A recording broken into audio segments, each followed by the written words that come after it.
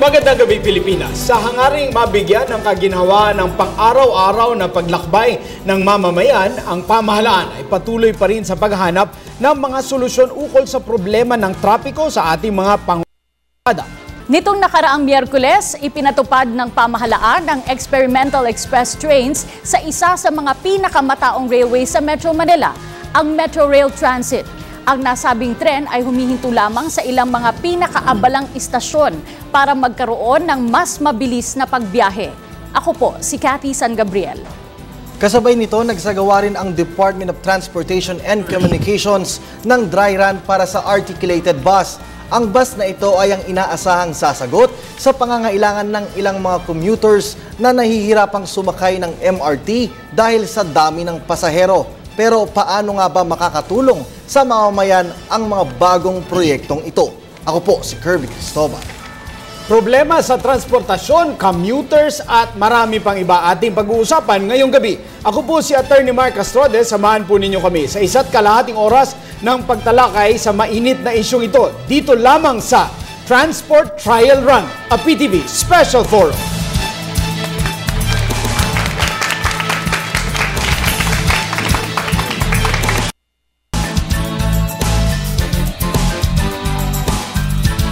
May 7, 2014 ay inlunsad ng Department of Transportation and Communications o DOTC ang mga pinakabagong proyekto ng pamahalaan upang maibsan ang mga problema ukol sa mga pampublikong transportasyon sa bansa. Partikular na dito ang issue sa pagkakaroon ng mahabang pila sa Metro Rail Transit o MRT. Sinasabing may kapasidad ang MRT na magsakay ng hanggang 350,000 commuters, ngunit sa kasalukuyan ay umabot sa higit kalahating milyong Pilipino ang isinasakay nito bawat araw. At upang masolusyonan, nasa experimental stage ngayon ang MRT Express Train Service at ang Articulated Bus Scheme. Ang articulated bus ay may kakayahang magsakay ng 100 hanggang 150 katao. Sinasabing higit na mas mabilis ang biyahe ng articulated bus scheme kung ikukumpara sa mga bus sa EDSA. Ito'y dahil sa maaari itong dumaan sa mga underpass at overpass at meron lamang 3 samantala, ang MRT Express Train naman ay magkakaroon lamang ng 5 train stops kung ikukumpara sa regular na ruta ng MRT. Ang Express Train ay magsasakay lamang sa mga estasyon ng MRT kung saan karaniwang may pinakamaraming tao, tulad ng Quezon Avenue, GMA Kamuning at Cubao Stations. At dadaan lamang ang mga MRT Express Train sa Buendia, Ayala, Magallanes at Taft Avenue Stations. Ano nga ba ang naging reaksyon ng publiko sa mga bagong sistemang ito? At ito na nga ba ang solusyon upang maibsan ang problema ng mga Pilipino sa pampublikong transportasyon? Muli, sama-sama nating himayin at talakayin ang mainit na issue dito sa Transport Trial Run, a PTV Special Forum.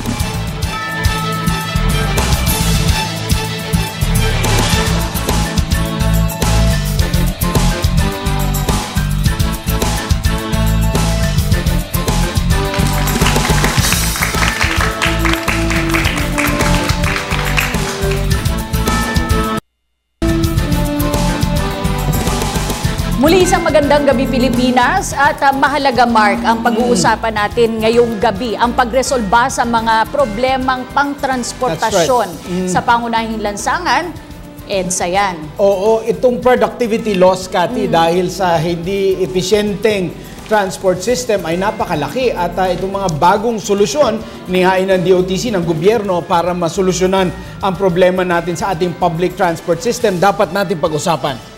Nitong nakaraang linggo lang, sabay-sabay itong dalawang malalaking proyekto, yung Experimental Express Train at yung Articulated Bus. Ano nga ba itong mga to at paano makakatulong to para maibsan yung problema ng publiko sa transportasyon? Dadagdag pa natin dyan yung paggamit sa Pasig River na meron tayong ferry. Kaya itong kabuuan ng ating public transport system ating tatalakayin kasama ang ating mga panauhin na magpapaliwanag ng mga isyung ito. Kasama po natin mula sa Land Transportation, Franchising and Regulatory Board ang kanilang tagapagsalita, Attorney Mary Ann Salada. Kasama din po natin mula naman po sa MRT. Siya po ang direktor ng Department of Transportation Communications para sa MRT, Director Renato San Jose. Hello, magandang gabi po sa inyo lahat. At syempre, Mark, pangunahing apektado dito, yung mga commuter. That's right. Ano nga ba ang kanilang nararanasan to and from work? At sa tingin ba nila makatutulong itong mga bagong proyekto na ito sa kanila? Dito sa ating kaliwa, kasama po natin isang reporter natin dito sa Telebisyon ng Bayan, Edwin Eusebio. Magandang gabi po sa inyo lahat. Familiar yung boses siyempre ni Edwin at ang kanyang katabi, isa din pong commuter na magkukwento sa atin ng kanyang experience pang araw-araw, Badet Rivera. Good evening po. And isa siyang commuter and blogger din. Kanina marami siyang kinikwento sa atin about yung kanyang pagsakay sa ating different modes of public transport. Sol Razo. Good evening po. Intindihin natin, Cathy, options natin ngayon dahil napakalaki ng Metro Manila at napakaraming tao. Isa ito sa pinaka-crowded na metropolis sa buong mundo. At napakabagal po ng usad ng trapiko, lalo-lalo na doon sa mga merong sariling mga private vehicles, no? And merong mga pagkakataon na talagang kinakailangan nating sumakay doon sa iba't ibang mga modes of transportation. That's right. Ako nga ay sumasakay ng tren kapag naghihiring mula Marikina papuntang Manila dahil mas mabilis kapag nagtetren. Kaya ano ba itong mga ito? Tanong natin sa ating taga-LTFRB kay Ma'am Mary Ann. Ma'am Mary Ann, ngayon currently, ano ang meron? Ano ang options ng ating mga kababayan para sa kanilang pang-araw-araw na commute? So, currently po ngayon, ang options po ng mga mamamayan is yung MRT,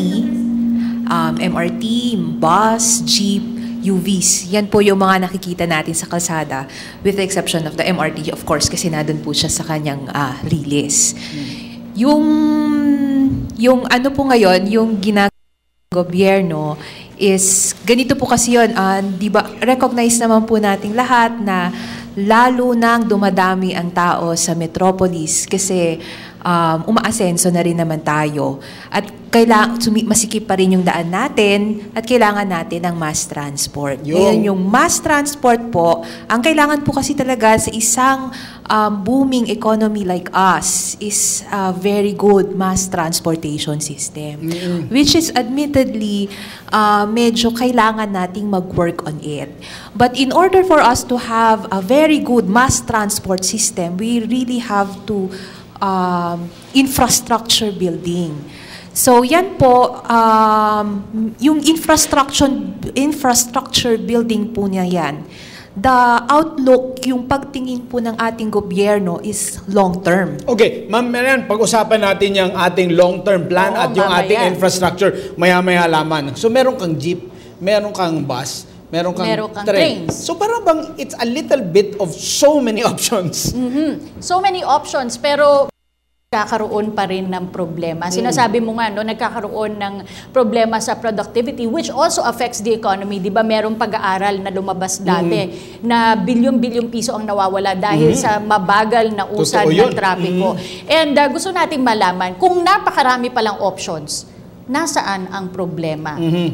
Miss Sol, sa tingin mo, sa experience mo bilang isang commuter, at nasaan ang problema kung napakarami namang pwedeng sakyan to get from point A to point B?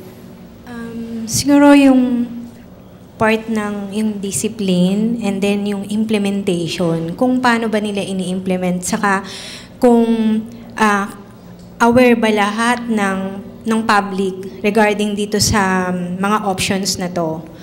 And then, tama po kayo kasi affected yung productivity ng bawat isa. So, syempre nagwo-work tayo or yung mga na nagbi-business, whatever. So, affected yung productivity. Sa tingin ko, hindi nga natin ma-prevent yung pagdami ng tao, pero it's time na talagang magtulong-tulong para masolusyonan yung needs sa transportation kasi it really affects. Gusto kong itanong kay Director Renato. No? Director, halos lahat ng lugar dito sa Luzon, Metro Manila, North and South, meron kang tinatawag na barangay Daang Bakal. Ibig sabihin, there was a time na merong mga dumadaang tren dito sa Marikina hanggang doon sa Montalban, dito sa may Cavite area. At meron din tayong nakikitang pictures na merong tram, Cathy, dito sa may Binondo area, sa Old Manila. We used to have trams. Kung meron tayo niyan dati, sir, anong nangyari? Sir Renato. Magandang gabi po sa inyong lahat, lalong-lalo po sa mga nanonood ngayong gabi. Ang ating pong rail system ay sinimulan po ito nung mga nakarang mga taon ng Philippine National Railways. Yung MRT po ay nagsimula lamang nitong 1999 at ito po ay bumabaybay sa kahabaan po ng EDSA. Magmula po ito sa Taft Avenue hanggang sa North Avenue. Bakit nawala po yung mga trams na yun, sir? Pwede po ba natin sabihin na noong unang panahon, ang Pilipinas ang iniidolo ng ibang bansa dito sa to have a mass transport system? Hindi ko po siguro masasagot ng diretso kung bakit nawala po ito. Gaya po ng aming nasabi, kami po sa MRT ay nagsimula lamang nitong 1999. Subalit alam po namin ang kahalagahan ng riles para po madala yung mga tao from point A to point B. Katulad po nga ng ating nararanasan ngayon sa EDSA ay napakarami po talaga ng ating mga mananakay na kung saan ay talaga pong kulang na yung ating bilang ng mga tren para po ito ay makapagsilbi dun sa pangangailangan sa transportasyon. Isa sa pinakamainit na issue nitong mga nakaraang buwan, hindi lang nakaraang araw, yung MRT, kasi maraming pagbabago ang maaari nating asahan at mamaya Mark tatalakayin natin isa-isa yan, and kung paano makatutulong sa ating mga kababayan. Tanungin natin si Edwin. Edwin, ikaw, ano ang experience mo sa pagsakay sa mga mga mode of transport natin? Katigan sa bahagi ng MRT, 3 taon ako nagtiyaga yan. Umaga hanggang sa hapon. Pag umaga, papasok ko kasi dati ang opisina ko yun sa isang himpilan ng radyo na nasa Mandaluyong. So mag-MRT ako ng madaling araw dyan, mga alas 5. Dati alas 5, bukas na yon. Hanggang alas sa hapon, pauwi, MRT pa rin. Grabe ang siksikan na inaabot ko dyan. Kahit anong ganda ng kurbata mo, pagbaba mo dyan, yung kurbata mo na sa likod mo na. Ganun ang nangyayari dyan sa MRT. But wala kang magagawa dahil yun ang pinakamatuling modes of transportations. Ito si Badet. Bakit, paano nagdidesisyon ang ating mga taong bayan kung ano ang kanilang sasakyan? MRT ba? Bus ba? Jeep o taxi? Paano yung decision-making system? Paliwanag mo sa atin. I think po, based on sa bilis ng biyahe, sila nagbe-based. Kahit siksikan sa MRT, mas pinipili pa rin nila yun kasi mas mabilis nga yung biyahe. No iwas sa traffic. Para dun sa marami nating kababayan, Mark, na nakapunta na sa ibang bansa, nakita nila kung gaano ka-efficient yung public transport doon, di ba? Talagang by the second, yung accuracy, hindi siya minuto or oras. Yung accuracy ng for example, rail system ng Japan only misses it by a few seconds every year. Ibig sabihin, pumapalya lang siya by a few seconds sa isang buong taon. Yung ang gusto nating maintindihan, siguro mula kay Ma'am Sol, siguro natin, bakit parang hiwa-hiwalay yung development ng ating public transport, Ma'am Sol? Sa iyong obserbasyon, bakit hindi siya naging isang buong sistema? Yung integrated ba? Siguro, tinatry ng ating government na humanap ng solusyon sa bawat need ng mga tao. Kasi hindi naman lahat kaya na mag-train or mag-MRT or mag-take ng cab or ng taxi. So, nag-come up ang ating government ng kung ano solusyon. Hindi lang para dun sa transportation kundi para din sa traffic. Kasi nakaka-apekto talaga. And recently nga, nagkaroon ng articulated bus. Unahin natin yung mga bus, no? Kay attorney. Attorney, marami po tayong bumabaybay na bus sa EDSA. At sinasabi nga ng MMDA, ito yung isa sa mga dahilan kung bakit nagta-traffic ang EDSA. Why is there a need for an articulated bus? Yung mga ordinaryong bus ba, are they not enough? Actually, we have around 3,000 buses flying along EDSA. Kung titingnan natin, marami po talagang bus sa EDSA at marami ding sasakyan sa EDSA. When I say sasakyan, private vehicles. So, hindi lang po yung mga buses na ang marami. Marami po yung tao, marami po yung mga private vehicles, marami din po yung mga bus. The ideal scenario for EDSA is mass transport. So, kaya po namin trinay yung articulated bus precisely because of the concept of mass transport. The capacity of the articulated bus, it's 2.5 times siya dun sa ordinary bus. It can accommodate around 150 to 180 person. So ano siya, talagang it's the way the articulated bus is designed, formed, it's really for mass transportation, which is exactly what we need. The only thing that we need to do to determine right now is it fit for EDSA given the present infrastructure. So nasaan na tayo doon sa pag-develop ng sistema na yan? Are we already testing the kind of articulated buses? Are we trying to come up with a policy to bring it out on the road? Nasaan na po tayo sa buong proseso para maging real yung plano na yan or yung proposal na yan? We are testing the articulated bus on EDSA. At yun po, yung actual testing, kasi what happened in 2007 was that our DOTC officials, our transport officials, tested it for themselves. So, before we offer it, for example, may bago tayong lutong pagkain, before i-offer to sa mga kamag-anak, sa kapamilya para kainin, kinain muna ng mga nagluluto. Parang ganun yung konsepto last May 7. Ngayon, it will be tested. Target date is preferably before magpasukan. Now the concept is just it's supposed to be a test. So it's not yet the solution doon sa mahaba nating problema, because that is just yung part of the process of arriving at a solution to the long-term problem. As I said beforehand, yung transportation po kasi natin sa Pilipinas, lalong-lalo na sa Metro Manila, that requires a long-term solution to the problem, and it requires a lot of money, infrastructure. It's just that before the government should finance or mag-launch ng mga maraming long-term that would cost us so much, might as well take a little piece, a little portion of that project that are yung niluluto ng ating mga officials, and then test it, yung little components niya para na magkaroon ng sneak peek kung baka pwede siyang mag-work o hindi. Kung hindi siya pwedeng mag-work, bago pa man siya ibigay sa publiko, bago pa tayo magkaroon ng pondo para doon, ayusin na po muna. Alright, let's turn over to Kirby para sa ating mga katanungan from our audience. Maraming salamat, Attorney Mark at Cathy. Siyempre, i-acknowledge ko muna yung ating mga bisitang estudyante. Galing po sila sa iba't ibang universidad at kolehiyo sa ating bansa. Unang may katanungan galing ng Letran, Manila, si Lyra Malatag. Lyra? Good evening po. Ang tanong ko po is for Attorney Mary Ann. Alright.